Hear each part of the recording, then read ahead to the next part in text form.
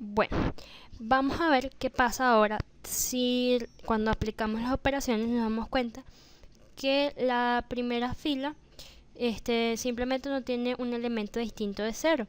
Es decir, que ahora tenemos que bajar a la segunda fila.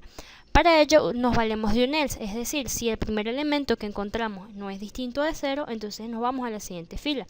Allí utilizamos una variable r, la cual va a tomar el valor de p, que en este caso p va primero en p, vale lo que vale j, es decir, que la primera vez que entra, si nos damos cuenta que la primera fila o la fila correspondiente al valor de j no tiene un número que sea distinto de 0, sino que tiene un 0, simplemente p aumenta en 1, es decir, que nos vamos moviendo a lo largo del valor de la columna en la que nos encontramos.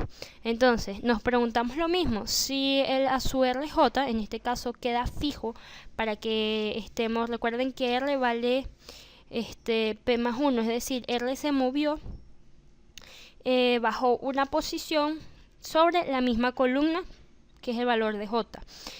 Si ese número es distinto de 0, entonces ¿qué vamos a hacer? Vamos a buscar la manera de intercambiar filas.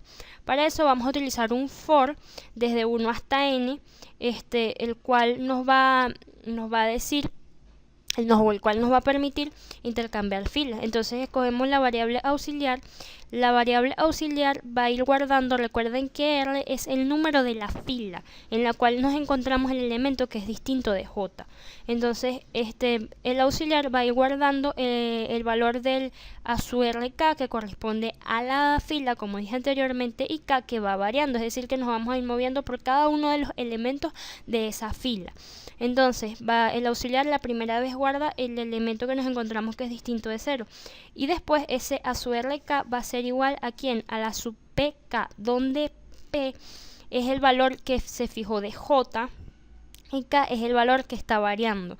Es decir, que él va a cambiar por el valor de la fila que nos encontramos que no tenía un elemento distinto de 0, que no tenía un elemento distinto de 0 que no nos servía, simplemente estamos haciendo un intercambio de filas.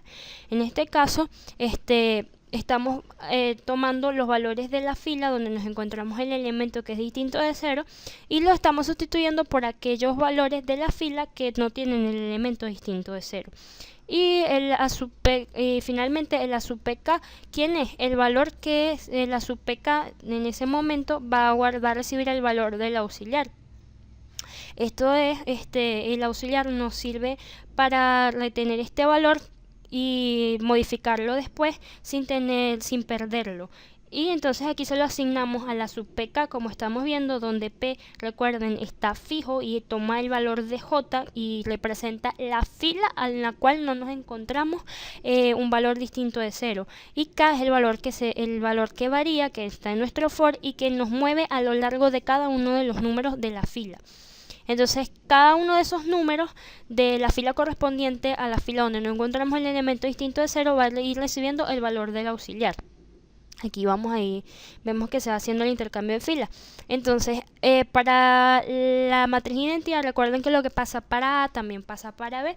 Y en este caso utilizamos el mismo procedimiento que utilizamos para A, pero con un auxiliar 2. Es exactamente lo mismo. El auxiliar 2 guarda el valor del b sub rk y el b sub rk pasa a ser el b sub pk. Y el b sub pk recibe después el valor del auxiliar. Y la explicación es la misma que para el valor de A. Finalmente decimos que I toma el valor de P. Recuerden que nos encontramos en un repeat.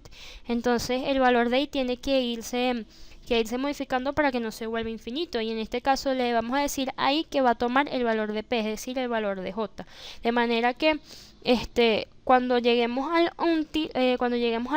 evaluar si la condición es cierta, nos encontremos que lo que hicimos simplemente fue un cambio de fila y debemos repetir nuevamente el proceso. Por eso I toma el valor de P.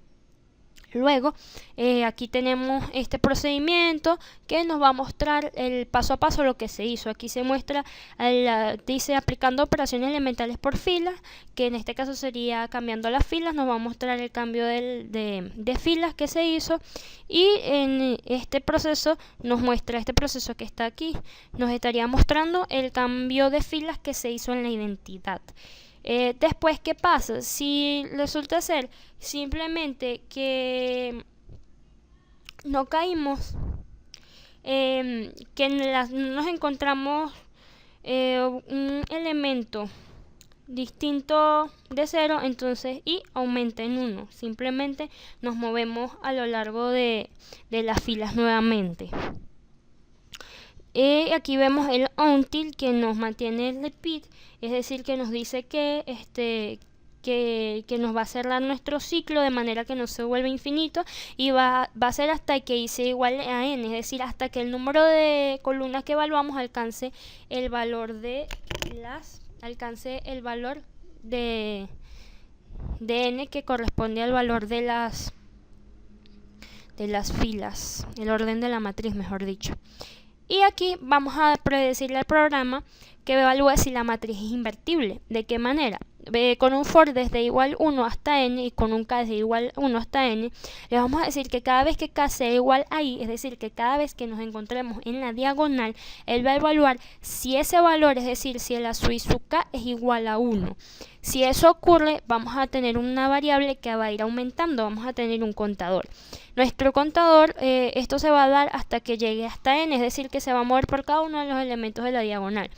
Si se encuentra un 1, lo acumula. Entonces, si al final x es igual a n, es decir, que nos encontramos un 1 en cada uno de los elementos de la diagonal, en la matriz que pasó a ser A, después de haber aplicado las operaciones elementales por fila, entonces le vamos a decir al usuario que su matriz es invertible y le vamos a decir cuál es su inversa. Y simplemente utilizamos el método para mostrar las matrices que ya hemos visto, con un for, con un doble for, que va mostrando cada elemento.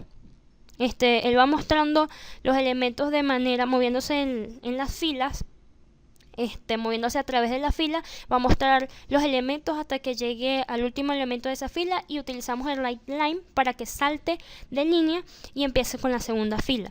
Y después, ¿qué pasa? Si el usuario, si el programa se da cuenta que x no es igual a n, como vemos aquí, si se da cuenta que x no es igual a n, entonces ¿qué quiere decir? Que su matriz simplemente no es invertible.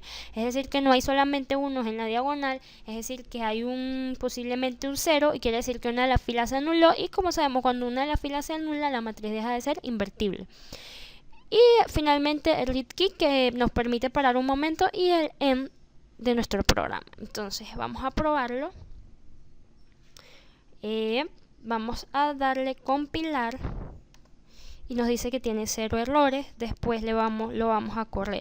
Entonces nos dice introduzca el orden de la matriz.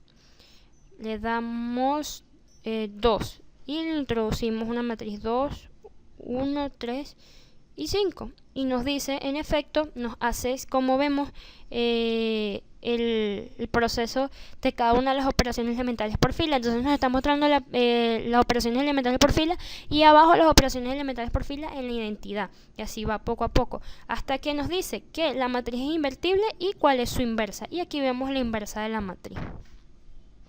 Como podemos ver, aquí la matriz quedó escalonada, reducida por fila, y aquí vemos el cambio que se le hizo a la matriz, y nuestra matriz es invertible.